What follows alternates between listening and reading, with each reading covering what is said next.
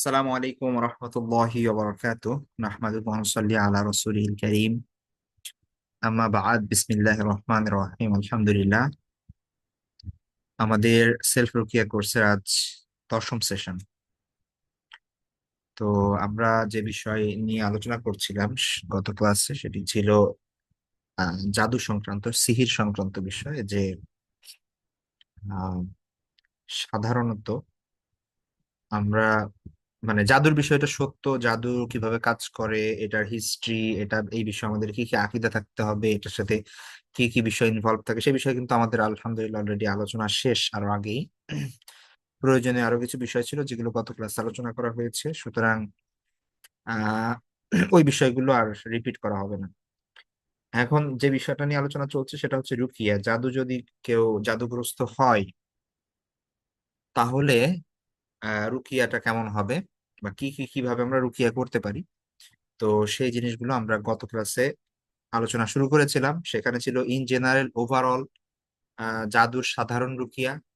আর আজকে দেখবে স্পেসিফিক কিছু বিষয়, মেইনলি জাদুর রুকিয়া মূলত আগে যেগুলো করেছেন ওইগুলোই, দুই একটা হয়তো বা দোয়া অথবা দুই একটা কোরআনের আয়াত এদিক সেদিক আসতে পারে আর কি, এক্সট্রা অ্যাড হতে পারে, কিন্তু মেইনলি হচ্ছে ওগুলোই। ঠিক আছে। তো সেখানে ওই সূরা তহা ছিল, সূরা আপনার আরাফের কিছু আয়াত ছিল। তারপর হচ্ছে এমনি সব রুকিয়ার ক্ষেত্রেই তো সূরা ফাতিহা, আয়াতুল কুরসি, সূরা নাস, ফালাক, এই সূরা বাকারার শেষ আয়াতগুলো, এই জিনিসগুলো তো থাকে কমন রুকিয়া এগুলো। ঠিক আছে। এর পাশাপাশি কিছু কিছু রুকিয়াতে হচ্ছে আপনার জিন সংক্রান্ত সমস্যা থাকলে সূরা জিনের কিছু আয়াত থাকে, অন্যান্য কিছু আয়াত থাকে, এই আর কি। তো আমরা আজকে যে বিষয়গুলো নিয়ে আলোচনা করব তার মধ্যে প্রথম যে বিষয়টা সেটা হচ্ছে যেসব কারণে মূলত মানে স্পেসিফিক প্রবলেম ধরে ধরে আলোচনা করবো। হ্যাঁ? যে ধরেন আমাদের দেশে আমরা বলি তাবিজ করে বা হচ্ছে জাদু করে, ক্ষতি করে। এই ক্ষতিটা কিভাবে করে সেটা পরের ব্যাপার, কিন্তু উদ্দেশ্যমূলক ভাবে এরকম ক্ষতি করা হয়। যেমন ধরেন কারো সম্পর্ক নষ্ট করে দেওয়ার জন্য আহ তো এরকম অনেক সময় জাদু করা হয়। ঠিক আছে। স্বামী স্ত্রীর মধ্যে, পরিবারের সদস্যদের মধ্যে, বন্ধুদের মধ্যে, ভাই বোনের মধ্যে, ভাই ভাইয়ের মধ্যে, এমনকি সন্তান এবং মায়ের মধ্যে বা বাবা মার মধ্যে। তো এই ধরনের আপনার করে সমস্যা তৈরি করার জন্য বিভিন্ন ধরনের জাদু করা হয়। তো এগুলোর কিছু লক্ষণ আছে। যেমন ধরেন আপনার আহ স্বামী স্ত্রীর মধ্যে অযথাই মন মেজাজ খারাপ, এক একজনের উপর আরেকজনের মন মেজাজ খারাপ হয়। ঠিক আছে, এটার কিছু লক্ষণ মানে এরকম হতে পারে যে হয়তো আগে সম্পর্ক ভালো ছিল, ভালোই চলছিল, হঠাৎ করে কি হয়ে গেল যে আপনার একজন আরেকজনকে দেখতে পারছে না, অথবা মানে বাহ্যিক ওইভাবে কোনো কারণ নেই। বাহ্যিক অনেক বিষয় আমরা রাগারাগি করি বা বা কারো থেকে কোনো ভুল হয়ে গেলে অন্যজন রাগ করে, সেটা স্বাভাবিক। কিন্তু অনেক ক্ষেত্রে এমন হয় যে দূরে ছিল ঠিক আছে, কিন্তু অফিসে ছিল যতক্ষণ কোনো সমস্যা নাই, কিন্তু বাসায় আসলেই দেখা যাচ্ছে ঝগড়াঝাটি শুরু হয়ে যায়। অযথাই একজন আরেকজনের উপর রাগ হয়। ঠিক আছে, গোসা হয়, এই ধরনের বিভিন্ন ধরনের মেজাজ খারাপ হয়, এই ধরনের সিমটম থাকে।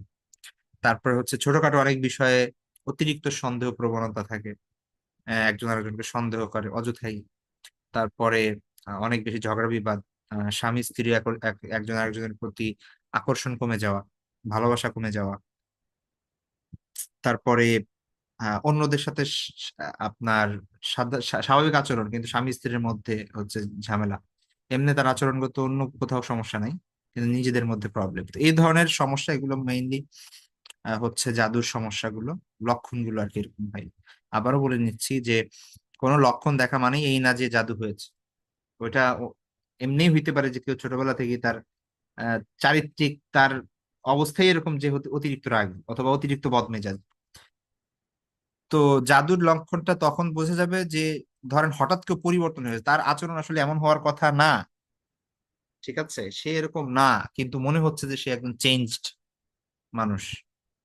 তো সেই ক্ষেত্রে বোঝা যাবে যে হ্যাঁ কোনো হয়েছে, কিন্তু সে আগে থেকেই রাগারাগি করে, অনেক আগে থেকেই রাগারাগি করে, বিয়ের আগে থেকেই রাগারাগি, সবার সাথে রাগারাগি করে, তো ওর তো আচরণগত সমস্যা, ওটা তো আর জাদুর বিষয় না।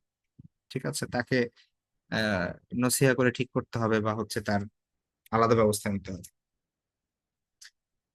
তো এই ধরনের সম্পর্ক নষ্টের যে জাদুগুলো সেগুলোর জন্য রুকিয়া আমরা করব হচ্ছে আপনার সাধারণত রুকিয়া বলতে কোরআন তেলাওয়াত, কোরআন শ্রবণ, পানি খাওয়া, গোসল করা, দোয়া ইস্তিগফার করা, ব্যাস এগুলোই। ঠিক আছে। আর যদি কোনো ধরনের ক্ষতিকর বস্তু পাওয়া যায় যে এই বিষয়টা দিয়ে আহ জাদু করা হয়েছে বা ক্ষতি করা হয়েছে, সেই বিষয়টা নষ্ট করা। ঠিক আছে, উপকরণ ধ্বংস করা, এগুলোই মূলত হচ্ছে রুকিয়া। তাহলে কোরআন নির্দিষ্ট সূরা এখানে আপনার দেওয়া আছে। প্রতিদিন আহ এগুলো তেলাওয়াত করব। আর যদি একান্ত তেলাওয়াত না করতে পারি, অল্প সময় তেলাওয়াত করবো বা কিছু আংশিক তেলাওয়াত করে বাকিটা শ্রবণ করব। ঠিক আছে। সূরা ইয়াসিন, সূরা সফফাত, সূরা দুখান, সূরা জিন, সূরা জিলজাল, সূরা ইখলাস, সূরা ফালাক, সূরা নাস। ঠিক আছে, এগুলো দৈনিক আমরা 2-3 বার করে সকাল বিকাল পড়বো অথবা শুনবো। আর আয়াতুল কুরসি শুনবো, পড়বো। ঠিক আছে, তাহলে সূরা ইয়াসিন, সূরা সফফাত, সূরা দুখান, সূরা জিন, জিলজাল, ইখলাস, ফালাক। আমি তো লেকচার শিট আপনাদেরকে দিয়েই দিব, সুতরাং এগুলো আপনারা পেয়ে যাবেন। তারপরে হচ্ছে পানি খাওয়া বা গোসল করা। ঠিক আছে। তো 7 দিন বা 10 দিনের একটা আপনি করবেন যে এই পানি যেন আপনি খেতে পারেন 7 দিন। ঠিক আছে, তো সেগুলোর মধ্যে সূরা ফাতিহা, সূরা বাকারার 102 নম্বর আয়াত, আয়াতুল কুরসি, সূরা আরাফের 117 থেকে 22, গত ক্লাসে এগুলো পড়া হয়েছে।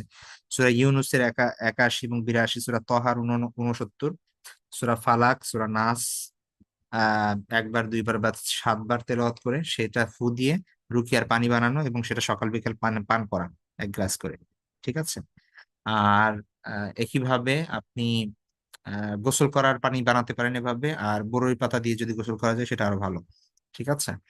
তো এই বিষয়গুলোর আমল করা, পাশাপাশি আল্লাহর কাছে ইস্তিগফার করা, দোয়া করা, প্রতিদিন নিয়মিত আস্তাগফিরুল্লাহ পাঠ করা অন্তর থেকে, এবং লা হাওলা ওয়ালা কুওয়াতা ইল্লা বিল্লাহ পাঠ করা, সুরক্ষার আমলগুলো করা, সকাল সন্ধ্যার দোয়াগুলো পাঠ করা, যেই দোয়াগুলোর মাধ্যমে আল্লাহ সুবহানাহু ওয়া তাআলার কাছে সুরক্ষা চাওয়া হয়। ঠিক আছে। পাশাপাশি গুনাহ থেকে বেঁচে থাকা, ফরজ ওয়াজিব ইবাদত যথাযথভাবে পালন করা, পর্দা রক্ষা করে চলা, হারাম থেকে বেঁচে থাকা।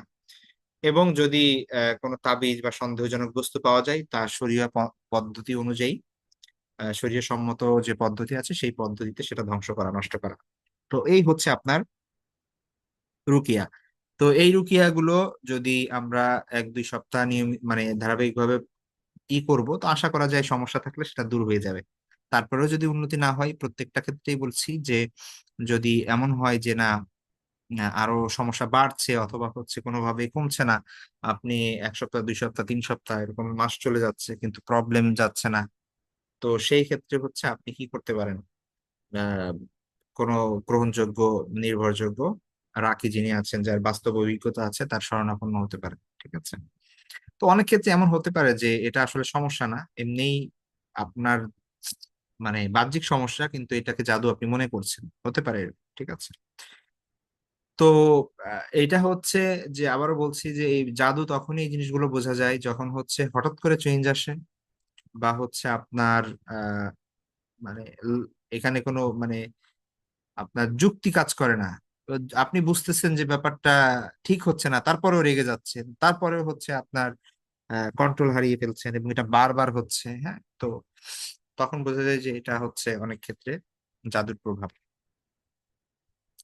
আচ্ছা, তারপরে অনেক অনেক অনেকে মানুষের বিয়ে ভাঙার জন্য বা বিয়ে আটকে রাখার জন্য জাদু করে।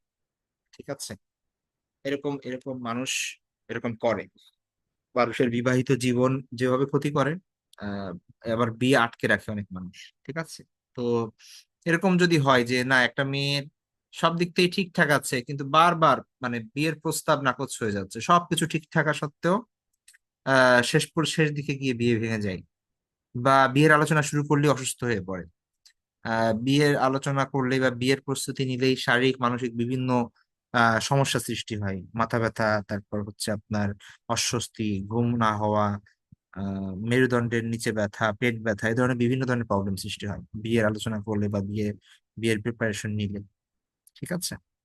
তো এমনিই এমন না যে কারো বিয়ে ভেঙে গেলেই সেটা জাদুর কারণে ভেঙেছে, এরকম না, এটা তো স্বাভাবিকভাবে মানুষ তো হঠাৎ করেই সাথে সাথে বিয়ে করে ফেলে না, খোঁজ খবর নিয়ে সবকিছু অনেক ক্ষেত্রে না মিললে নিজেরাই ভেঙে দেয় বা অন্যরা ভেঙে ফেলে। যদি স্পষ্ট কারণ বোঝা যায় তাহলে তো বোঝা গেলই। যদি এমন হয় যে না, এখানে আসলেই তো মানে এই ধরনের সমস্যার পাশাপাশি বারবার বিয়ে ক্যান্সেল হয়ে যাচ্ছে এবং কোনো যৌক্তিক কারণ নাই, তো সেই ক্ষেত্রে এটার রুকিয়া করে দেখা যেতে পারে যে আসলে সমস্যা আছে কিনা। ঠিক আছে, তো সেটার জন্য আমরা প্রথমত যেটা করব সেটা হচ্ছে আমরা তো অবশ্যই ইবাদত, দোয়া এই সব কিছু চালু রাখবো। হ্যাঁ, আল্লাহর সাথে আল্লাহর কাছে চাইবো, নিজের সমস্যার কথা বলবো, তারপর হচ্ছে সেগুলো সমাধান চাইবো। এর পাশাপাশি এখানে যে আয়াতগুলো দেয়া আছে সেই আয়াতের মাধ্যমে আমরা আল্লাহ আয়াত তেলাওয়াত করা, পানিতে ফু দিয়ে খাওয়া, গোসল করা, সেই জিনিসগুলো আমরা করব। ঠিক আছে, তো সূরা আরাফ, সূরা ইউনুস, সূরা তহা, এই তিনটা জিনিস মনে রাখি, জাদুর জন্য অনেক বেশি কার্যকরী। 117 থেকে 22, সূরা আরাফের, সূরা ইউনুসের 81 82, সূরা তহার 69, আর আয়াতুল কুরসি আর সূরা ইখলাস, ফালাক, নাস, এগুলোর প্রতিদিন আমরা তেলাওয়াত করব, অডিও শুনবো, প্লাস হচ্ছে পানি খাবো ফু দিয়ে। আর সুরক্ষার যে আমলগুলো আছে সেগুলো যথাযথভাবে আমল করবো। আচ্ছা, আরেকটা হচ্ছে বশ করার জাদু, কাউকে নিজের বশে আনা, আসক্তিতে আনা, অনুগত করা। ঠিক আছে, এটার জন্য জাদু আছে। তো এটা অনেক সময় হতে পারে যে হচ্ছে কেউ কাউকে ভালোবাসে, পছন্দ করে, তো সে রাজি হচ্ছে না, তো এই কারণে তাকে বাধ্য করার জন্য বা তার দিকে আকর্ষিত করার জন্য মানুষ এটা করে। এটা একটা একটা দিক। অনেক সময় পরিবারের মধ্যেও জিনিসগুলো হয়। ঠিক আছে, অনেক সময় সন্দেহপ্রবণ স্ত্রী মানে মনে করে যে হাজবেন্ড মনে হয় তার প্রতি ইয়া না, এই কারণে সে জাদুর পন্থা অবলম্বন করে তারপরে তার হাজবেন্ডকে নিজের দিকে ফেরাতে চায়। ঠিক আছে, তো সে মনে করে যে এটাতে আর খারাপ কি আছে, আমি তো আমার হাজবেন্ডকে কি করতেছি, আমার হাজবেন্ড যেন আমাকে বেশি ভালোবাসে সেই জন্য জাদু করতেছি, এটা তার সমস্যা কিছু না। সমস্যা হচ্ছে যে যেই পন্থা অবলম্বন করা হয় এটার জন্য সেটা কিন্তু শিরিক বা কুফর। তো যার কারণে এটা কিন্তু ইমান অনেক সময় নষ্ট হয়ে যেতে পারে, আর এটা কবিরা গুনাহ, যে ব্যাপারে তো কোনো সন্দেহ নাই। তো এই পন্থা অবলম্বন করা যাবে না। ঠিক আছে, তো এটা অনেকে মনে করতে পারেন যে ও নিজের ওয়াইফ, আমার হাজবেন্ড আমার হাজবেন্ডকে আমি বশ করতে চাচ্ছি, বা সে আমাকে যেন বেশি ভালোবাসে, অতিরিক্ত ভালোবাসে, এই জন্য আমি করতে চাচ্ছি, এটা তার সমস্যা কি আছে? তো সমস্যা হচ্ছে যে পন্থা আপনি অবলম্বন করছেন এইটার মধ্যে কুফর শিরিক আছে, যেটা জাদুর আলোচনার মধ্যে আমরা এ ব্যাপারে বিস্তারিত আলোচনা করেছিলাম। ঠিক আছে, তো এইটা এটা সমস্যাপূর্ণ বিষয়। ঠিক আছে, তো এইদিকে যাওয়া যাবে না। তো যদি এরকম হয় যে ধরেন সমস্যা, এটার কিছু সিমটম আর কি কি সিমটম হচ্ছে যে কোনো কারণ ছাড়াই কারো প্রতি অতিরিক্ত মানে আসক্তি অনুভব করা। ঠিক আছে, তো দেখা যাচ্ছে যে আগে থেকে তার কাছে মানে কি বলে, অনেকের ক্ষেত্রে এমন হয় যে আগে থেকে অপছন্দ করে কিন্তু হঠাৎ করে তাকে পছন্দ করা শুরু করছে।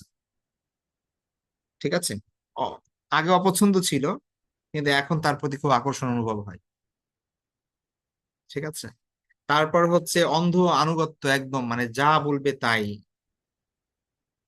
তারপর হচ্ছে আপনার আহ সব সময় তার চিন্তায় মগ্ন থাকা যে স্বাভাবিক জীবনযাত্রা ব্যাহত হয়।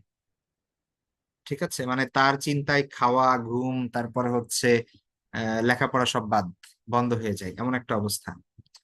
ঠিক আছে, তো দেখেন এই প্রত্যেকটা বিষয়ের সিমটমই এমন যে অনেক স্বাভাবিক ক্ষেত্রে এমন হয়ে থাকে। এটা জরুরি না যে এই লক্ষণগুলো দেখা গেলেই জাদু হবে। আবার বলছি, অনেক সময় মানুষ প্রেমে পড়ে, ভালোবেসে ফেলে, বা এমন আকর্ষণ বোধ করে যে এটা আসলে যেটার কোনো তুলনা হয় না, সেটা হইতেই পারে। ঠিক আছে, তো এটা ন্যাচারাল। তো কিন্তু এর মানে এই না যে সেটা জাদু হতে হবে। জাদুর ক্ষেত্রে হচ্ছে যেটা আগের ক্লাসে বলা হয়েছে যে কোনো কারণে যদি জাদুর সিমটম গুলো বোঝা যায়, লক্ষণগুলো যদি ধরা পড়ে, তাহলে আপনি যেটা করবেন সেটা হচ্ছে সাধারণ যে রুকিয়ার আমল, সে রুকিয়ার যে আয়াতগুলো সেগুলো কোনো কারীর আয়াতগুলো পাঠ করা, শোনা। যদি জাদুগ্রস্ত হয়ে থাকে তাহলে এই ব্যক্তি কি করবে, অস্বস্তি অনুভব করবে, অথবা ব্যথা অনুভব করবে, অথবা বমি বমি ভাব আসবে, অথবা কান্না করবে। গত ক্লাস কিন্তু বলা হয়েছে এই ধরনের সিমটম দেখা দিবে। যদি এই ধরনের সিমটম দেখা দেয় তাহলে বোঝা যাবে যে না এটা জাদু। আর যদি এরকম সিমটম দেখা না দেয় তাহলে বোঝা যাবে না এটা এটা ন্যাচারাল। ঠিক আছে?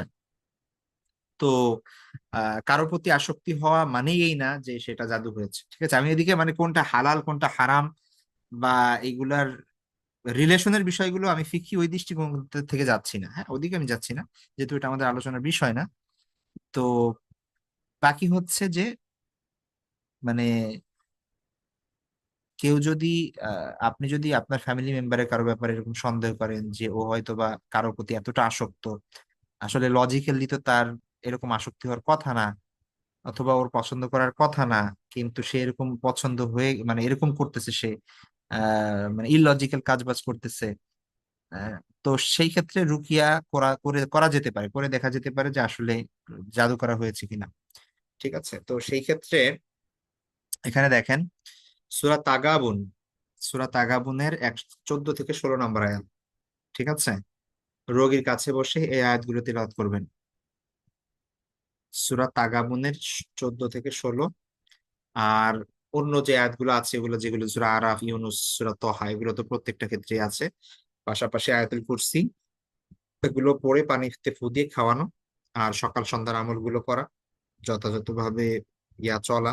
ঠিক আছে? যদি কেউ নিজেও মনে করেন যে আমি আসলে এমন হয়ে যাচ্ছি কেন, আমি এর প্রতি এতটা আসক্ত হয়ে যাচ্ছি কেন, এটা তো উচিত না, বা হচ্ছে এরকম যদি মনে করেন তাহলেও নিজে এই আমলগুলো করতে পারেন। ঠিক আছে? আচ্ছা, তারপর আরেকটা বিষয় হচ্ছে গর্ভের সন্তান নষ্ট করার জাদু ও রুকিয়া। এটাও কিন্তু সম্ভব এবং এরকম হয়। ঠিক আছে? অনেক আহ দেখেন, এটা একটা মেডিকেল কন্ডিশনও থাকতে পারে। অনেক মেয়ের বা অনেক মহিলার এমন হতে পারে যে তার নিজের মানে শারীরিক সমস্যার কারণে, অথবা হচ্ছে তার আঘাতপ্রাপ্ত হওয়ার কারণে, অথবা কোনো কারণে যে তার কি হয়ে যাচ্ছে, গর্ভে সন্তান আসতেছে কিন্তু সে দেখা যাচ্ছে যে গর্ভপাত ঘটে যাচ্ছে, অথবা সমস্যা হচ্ছে। ঠিক আছে? অনেক ক্ষেত্রে এমন দেখা যায় যে আপনার সন্তান গর্ভে আসে না একদম। ঠিক আছে?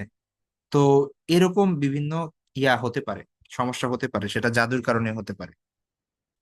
তো সেইটার জন্যে আপনার প্রথমত তো এই ব্যাপারে আমি বলেছি যে এটার জন্য প্রথমত মেডিকেল সায়েন্সের মানে অভিজ্ঞ এই ব্যাপারে যে ডাক্তাররা আছেন তাদের শরণাপন্ন হতে হবে, এবং টেস্ট এবং অন্য ধরনের ডায়াগনোসিস যেগুলো আছে সেগুলো করার পরে যদি মনে হয় যে না আসলে তো কোনো সমস্যা নাই, ডাক্তার অনেক অনেক আছেন কিন্তু এমন যে ডাক্তাররা বলে যে কোনো সমস্যা নাই, হাজবেন্ডের সমস্যা নাই, ওয়াইফের সমস্যা নাই, কিন্তু কনসিভ করতে পারছে না, তো এটার কারণ হতে পারে যে জাদু। ঠিক আছে? কিন্তু যদি স্পষ্ট মেডিকেল কন্ডিশন থাকে, ডাক্তার বলছে, ঠিক আছে, তো তখন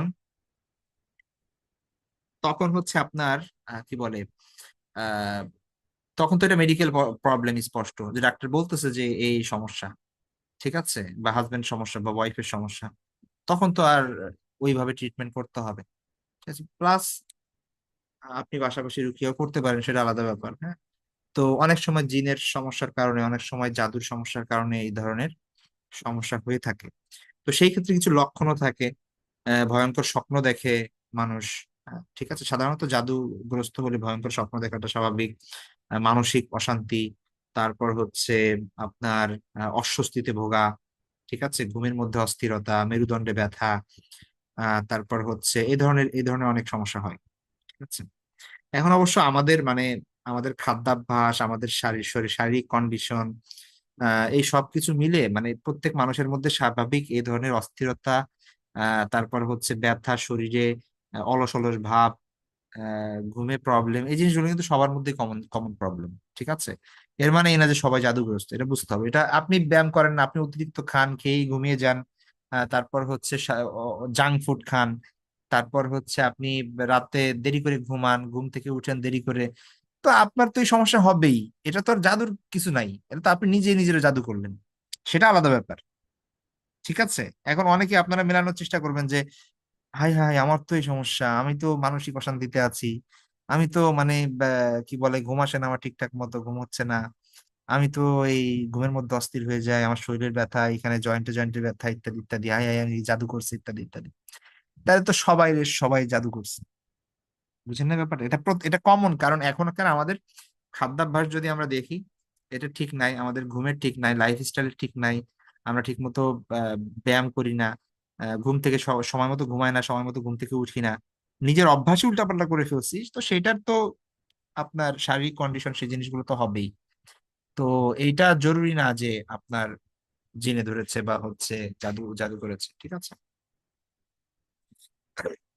তো যাই হোক, এটার জন্য আপনার কারো যদি এই সমস্যা থাকে, তো সেই ক্ষেত্রে আপনি রুকিয়া করে দেখতে পারেন। তো সেই ক্ষেত্রে ওই যে পানি, মানে রুকিয়ার প্রথমত তো সব ক্ষেত্রেই আল্লাহর কাছে রুকিয়ার প্রস্তুতির ক্ষেত্রে বলা হয়েছিল আপনাদের ওইখানে স্পষ্ট করে যে কি কি প্রস্তুতি নিতে হবে, তাই না? পবিত্র অবস্থা, গুনাহ থেকে বেঁচে থাকা, আল্লাহর উপর ভরসা করা, তারপরে এই বিষয়গুলো, হ্যাঁ, তারপরে নিজের তো ইস্তিগফার, দরুদ, এগুলো কন্টিনিউ করতে থাকবেন, নফল নামাজ পড়ে আল্লাহর কাছে দোয়া করা, এই বিষয়গুলো তো থাকবেই। পাশাপাশি আপনি এই আয়াতগুলো পড়ে ফু দিয়ে পানি খাওয়া, প্লাস হচ্ছে বারবার তেলাওয়াত করা, তেলাওয়াত শোনা, ঠিক আছে? এই জিনিসগুলো করবেন ইনশাআল্লাহ। আচ্ছা, অনেকের পিরিয়ড সংক্রান্ত সমস্যা থাকে, ঠিক আছে? ইস্তিহাজা থাকে। ইস্তিহাজা বলা হয় যে পিরিয়ডের টাইমের বাইরে যেই মানে ব্লাড দেখা যায়, সেটাকে বলে ইস্তিহাজা। অনেকের এই প্রবলেম থাকে, হ্যাঁ, অনিয়মিত পিরিয়ড। তারপর হচ্ছে এইটা আহ জাদু এবং জিনের কারণে হতে পারে, কিন্তু জরুরি না, আবারও বলছি, এটা জরুরি না যে ওইটাই হতে হতে হবে, ঠিক আছে? তো এইটা একটা আপনি জাদু যদি বাদও দেই, ধরেন আপনার এটাকে একটা অসুস্থতা হিসেবে ধরেন, এবং সেটার জন্য রুকিয়া করতে চান, আপনি রুকিয়া করতে পারবেন, ঠিক আছে? তো আপনি এটার নিয়ত করে, মানে রুকিয়ার নিয়ত করে যে আমার এই সমস্যা, সেই সমস্যার জন্য আল্লাহর কাছে মুক্তি চাচ্ছি, আহ আল্লাহর কাছে মুক্তি চাচ্ছি, তো সেই নিয়ত করে আপনি করবেন, রুকিয়া করবেন।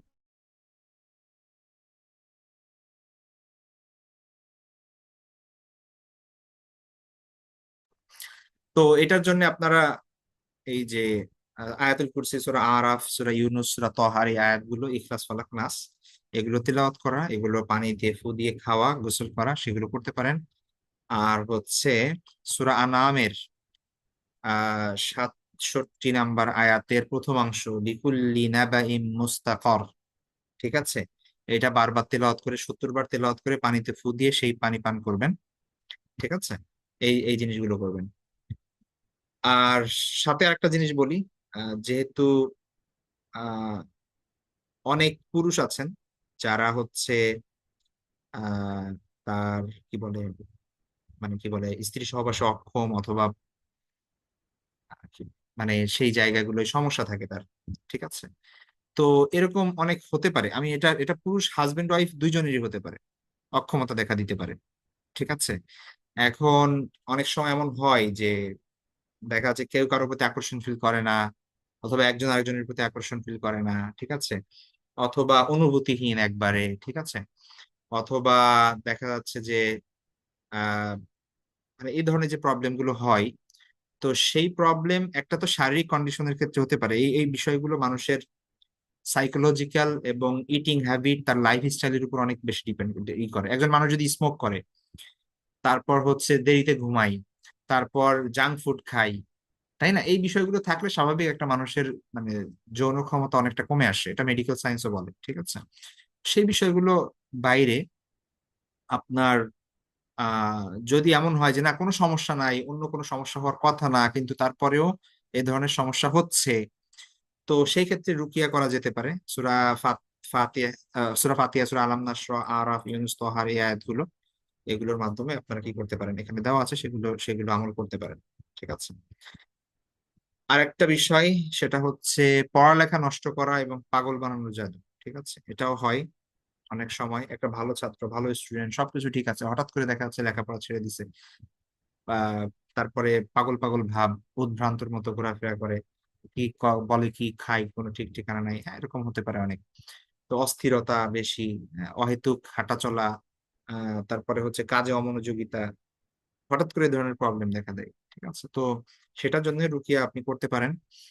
এখানে পদ্ধতি দেওয়া আছে, সেই পদ্ধতি অনুযায়ী করবেন। প্রত্যেকটা বিষয়ে এখানে দেওয়া আছে।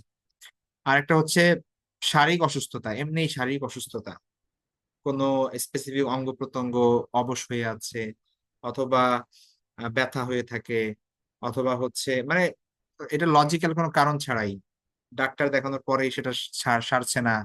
হ্যাঁ, তো চিকিৎসা গ্রহণের পরেও আপনার কোনো নিরাময় হচ্ছে না বা পরীক্ষায় ধরা পড়ছে না, আহ এর ধরনের যদি অস্বাভাবিক কোনো বিষয় দেখা দেয়, তাহলে আপনি সন্দেহ করে আপনি রুকিয়া করাতে পারেন। তো আপনি স্বাভাবিকভাবে এখানে যে রুকিয়ার আপনার সিস্টেম আছে সেগুলো অনুসরণ করবেন। ঠিক আছে, এই হচ্ছে বিষয়। তো এখানে কয়েকটা বিষয় আছে, আমি লেকচার শিট দিয়ে দিলে আপনারা নিজেরা পড়ে নিতে পারবেন। সব বিষয় তো আসলে প্রত্যেকটা বিষয় ধরে ধরে তো আর আলোচনা করা যাবে না, আর এখানে তো এক একজনের প্রবলেম এক এক রকম। তো মোট কথা হচ্ছে দেখুন, আপনি আগেই বলেছি যে কেউ যদি ধারণা করেন যে আমি জাদুগ্রস্ত কিনা, বা কেউ কোনো ক্ষতি করার চেষ্টা করেছে কিনা, বা আপনি ওই ক্ষতিগ্রস্ত কিনা, তাহলে সেই ক্ষেত্রে স্বাভাবিক রুকিয়ার আয়াতগুলো আপনি শুনবেন। ঠিক আছে, এটা হচ্ছে ডায়াগনোসিস পদ্ধতি আর কি। হ্যাঁ, যদি আপনার কোনো প্রতিক্রিয়া না হয় তাহলে ঠিক আছে, কিন্তু আপনি মনোযোগ দিয়ে বারবার শুনছেন দীর্ঘ সময় ধরে, আর যদি এই ধরনের কোনো ধরনের লক্ষণ দেখা যায়, বমি বমি ভাব হওয়া, তারপরে হচ্ছে কান্না আসা, ঠিক আছে, কান্না আসতে পারে, যেমন ধরুন অনেক সময় আপনি কোরআনের আয়াত বুঝতে পারছেন আর সেখানে জান্নাত জাহান্নামের আলোচনা আছে, বা এমন আয়াত আছে যেটা হচ্ছে কান্না আসতেছে, সেটা আলাদা ব্যাপার, ওটার কথা বলছি না। অনেকে আমরা তো কোরআন বুঝি না, তারপরেও কান্না আসছে। তারপর হচ্ছে আপনার অস্বস্তি বোধ হচ্ছে, হাত পা ঘেমে যাচ্ছে, মাথা ব্যথা শুরু হয়েছে। ঠিক আছে, তো এই ধরনের যদি প্রবলেম হয় তাহলে বোঝা যাবে যে আসলে এটা সিহির বা জাদুর সমস্যা। ঠিক আছে, তো এবং সেই অনুযায়ী আপনারা কি করবেন, এই আমলগুলো করবেন। ঠিক আছে, তো উম, আপনারা, আমি একসঙ্গে অনেকগুলো আজকে দিয়ে দিয়েছি, দুইটা ক্লাস বানাতে চাই নাই যেহেতু আমাদের সময় কম। আজকের ক্লাসের মধ্যেই জাদুর পুরো বিষয়টা শেষ করে দিলাম। আপনারা একটু এটা পড়বেন, পড়লে ইনশাল্লাহ ব্যাপারটা ক্লিয়ার হবে। কয়েকটা সূরার আয়াত এবং কিছু সূরা, এগুলো সব ক্ষেত্রে প্রযোজ্য। বিশেষ করে জাদুর ক্ষেত্রে সূরা তহার ওই যে 69 নম্বর আয়াত, সূরা আরাফ, আর সূরা হচ্ছে আপনার কি বলে ইয়ার ওই সূরা ইউনুসের 81 82। হ্যাঁ, আর সূরা আরাফের 117 থেকে 22, এটা হচ্ছে কমন। বাকি কোথাও কোথাও দুই একটা সূরার আয়াত অর্থ উপর ভিত্তি করে সেই আয়াতগুলো অ্যাড করা হয়েছে।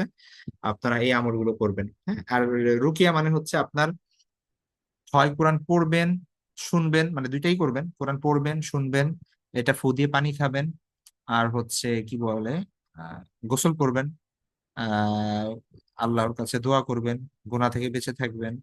ঠিক আছে, ফরজ বিধানগুলো পালন করবেন। ব্যাস, এভাবে আপনি যদি নিয়মিত চলেন, ইনশাল্লাহ এই সমস্যা থেকে মুক্তি পাবেন ইনশাল্লাহ। ঠিক আছে, এবং আল্লাহর কাছে দোয়া করতে হবে বেশি বেশি। তো ঠিক আছে, আজকে এই পর্যন্তই থাকবে আমাদের। নেক্সট ক্লাস হবে হয় বদনজরের উপর ইনশাল্লাহ, আল্লাহ তৌফিক দিলে। তো আর শেষের আমাদের আরেকটা ক্লাস থাকবে, যেখানে আমরা ওভারঅল বিষয়গুলো নিয়ে আলোচনা করব, যে স্বাভাবিক রুকিয়া আমরা কিভাবে করতে পারি বা সেফ থাকতে পারি। ঠিক আছে, সেই জন্য ইনশাল্লাহ। তো আমরা দুইটা কোশ্চেনের মধ্যে চেষ্টা করব, মানে দুইটা ক্লাসের মধ্যে চেষ্টা করবো শেষ করে দেওয়া, আমাদের সময় নাই অবশ্য। আমরা আর হচ্ছে বৃহস্পতি হ্যাঁ, বৃহস্পতি শুক্রবার আমরা ক্লাস করবো আর কি, ইনশাল্লাহ। ঠিক আছে, আজকে এ পর্যন্তই থাকবে। ভালো থাকবেন সবাই, দোয়া করবেন। আল্লাহ হাফেজ, আসসালামু আলাইকুম রহমতুল্লাহ।